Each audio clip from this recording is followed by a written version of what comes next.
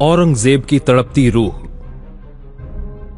अंधेरे ने सूरज को अपनी गोद में छिपा लिया था। हर तरफ शांति थी। पशु पक्षी सब सो चुके थे, पर औरंगजेब बेचैन था। उसकी रूह तड़प रही थी। उसके बेचैन मन में तूफान उठ रहे थे। नींद के लिए तड़प रहे औरंगे ने खूब शराब पी, लेकिन नींद उससे अभी भी कोसों दूर थी। पागलों की तरह दीवार में सिर मारते हुए औरंगजेब का हाल भिखारियों से भी बुरा हो गया था। असल में श्री गुरु गोविंद सिंह जी द्वारा उसको भेजे गए जफरनामे में लिखे शब्द काफिर, दगा फरोश, ईमा शिकन उसकी आत्मा को नोच रहे थे। श्री गुरु तेग बहादुर साहिब से लेकर छोटे साहिबजादों तक की शहादत का दृश्य उसकी आंखों के सामने आ रहा था।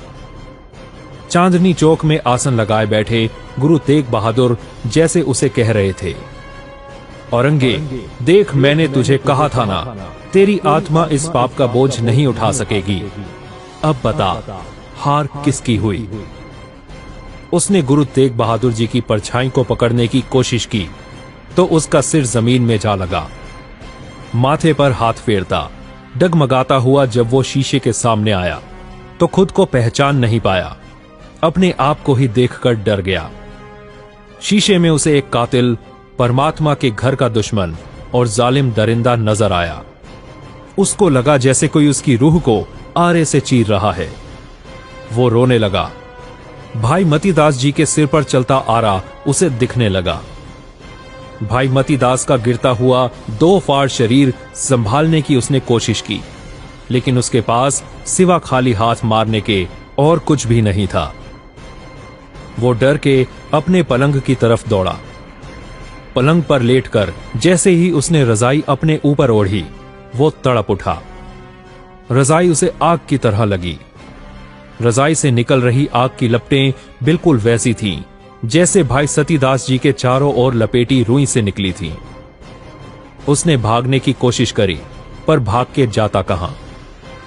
बेहाल होकर उसने चीखें मारने की कोशिश की, पर उसकी चीखें उसके गले में ही अटक कर रह गईं।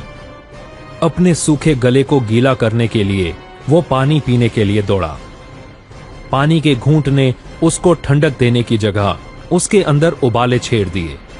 उसको देग में शांत बैठा उबलता हुआ भाई दयाला याद आया, जैसे उसे कह रहा हो, देख औरंगे, तुझे ठंडे पानी से भी जलन हो रही है और इधर गुरु की कृपा से उबलती देग भी ठंडक दे रही है। वो सिर मारता दौड़ा। उसकी निगाह सामने रखी तलवार पर जा पड़ी। वो तलवार की ओर गया। उसे इस भयानक रात का सामना करने के बजाय मर जाना बेहतर लगा।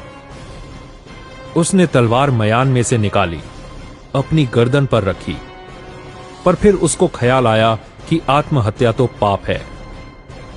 वो जोर जोर से रोता हुआ कहने लगा, मैं उस गुरु के चरणों में गिरकर माफी मांगूंगा। उसकी आत्मा की इस आवाज ने उसकी आंखें बंद कर दी। उसको श्री गुरु तेग बहादुर जी का एक झटके में शरीर से अलग होता सीस दिखाई दिया। उसे अपने आप से घृणा हुई।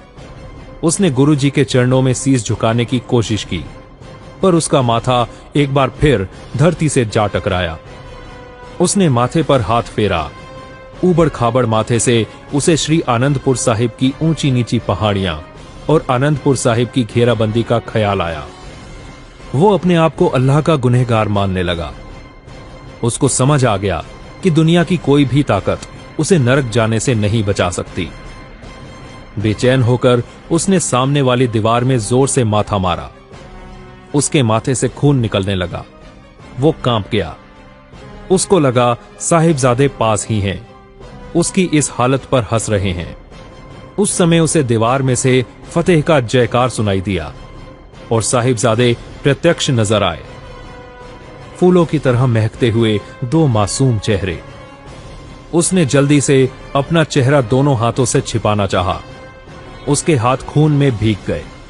उसको एहसास हुआ कि उसके हाथ निर्दोषों के खून से रंगे हुए हैं। अचानक रात की खामोशी को चीरते हुए बोले सो निहाल के जयकारे उसके कानों में गूंजने लगे।